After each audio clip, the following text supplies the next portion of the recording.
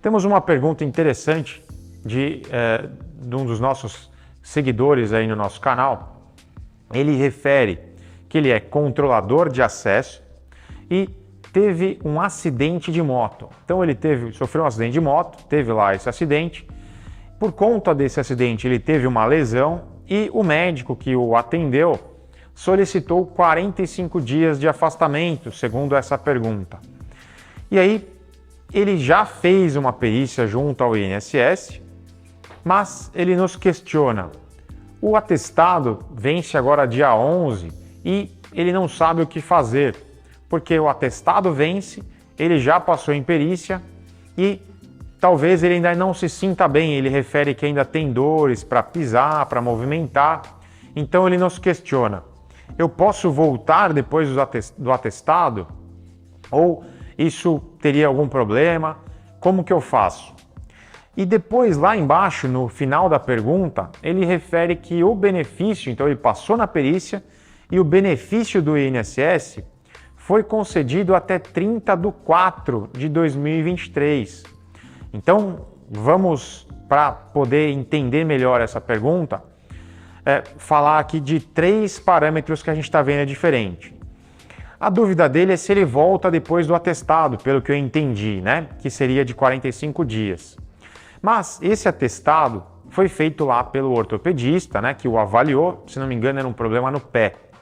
E o ortopedista o avaliou, pediu 45 dias para resguardo, uma imobilização talvez, e o veria após os 45 dias para verificar, olha, o tratamento foi efetivo, a imobilização ficou bem, depois dos 45 dias ele tira o gesso, vai fazer fisioterapia ou não, dependendo da nova avaliação após os 45 dias iniciais, né? E uma outra visão é a visão do perito do INSS. Então, quando ele levou ao perito do INSS esse problema que ele teve, onde o ortopedista solicitou os 45 dias para uma nova avaliação, e o perito olhou lá, o perito já olhou e falou, opa, eu vou dar mais tempo. Então ele deu o afastamento e vai pagar ao funcionário para que ele fique afastado até o dia 30/4, né? Então um tempo um pouquinho maior que os 45 dias. Por quê? Porque ele já previu que o tratamento para aquele caso seria um pouquinho maior que os 45 dias. Isso ele já, com o médico perito, ele já viu e já avaliou aí um tempo maior para o resguardo. Mas o atestado do ortopedista vence antes. E agora? O que eu faço? Pessoal, esse atestado do ortopedista, como eu disse anteriormente, é uma visão do primeiro momento do tratamento. Então, o primeiro momento era imobilizar, deixar ele quietinho e aguardar os 45 dias para que o próprio corpo faça o trabalho dele de consolidar aquela fratura, no caso, acho que era no pé dele, tá? Então, esses 45 dias seria para isso.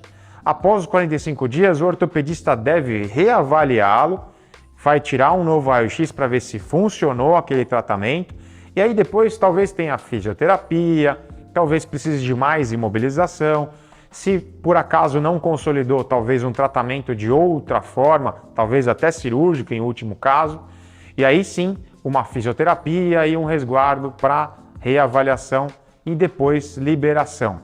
Mas esses 45 dias eram primeiros, né? Os primeiros dias aí para uma nova avaliação. O perito ele já olhou isso e já pensou, olha, tem 45 só para consolidar, mais o tempo de reabilitação, mais o tempo, então ele já deu um tempo maior. Então essa é a diferença entre o perito e o médico que está assistindo ao paciente. O médico que está assistindo o paciente, ele precisa ver o paciente mais vezes, para talvez mudar o tratamento se não estiver sendo efetivo, mudar o tipo de conduta, orientar, fazer uma nova forma de tratar, para assim ter o melhor tratamento para o seu paciente.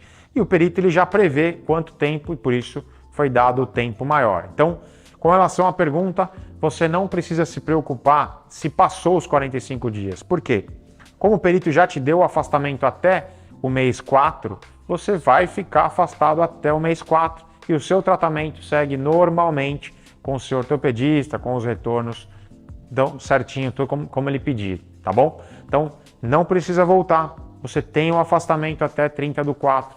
Então faça o seu tratamento e só voltará após esse período do resguardo aí para você ficar tranquilo com relação ao tratamento. O perito já está pagando para você fazer isso, tá bom?